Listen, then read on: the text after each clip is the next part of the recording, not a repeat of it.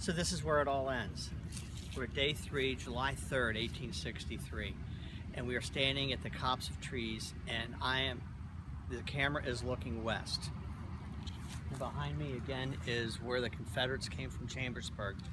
But across the way is the North Carolina Monument, and that is where Picketts' charge was launched on July 3rd.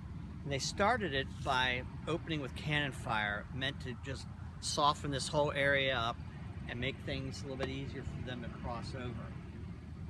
Longstreet was against this idea, but Lee thought this was going to be the right thing to do. And so they start marching, after the cannon fire is finished, they start marching across there.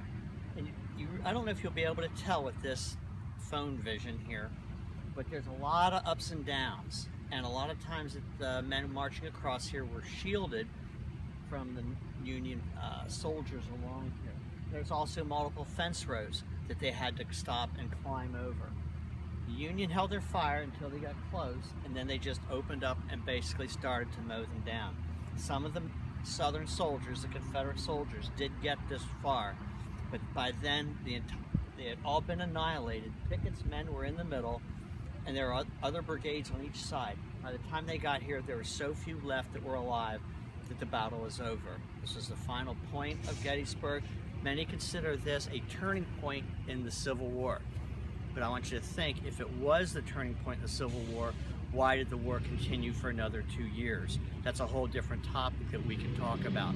But what it did do is it stopped Lee from going through the north, it stopped him from getting supplies, and it stopped him from cutting off Washington from the rest of the Union.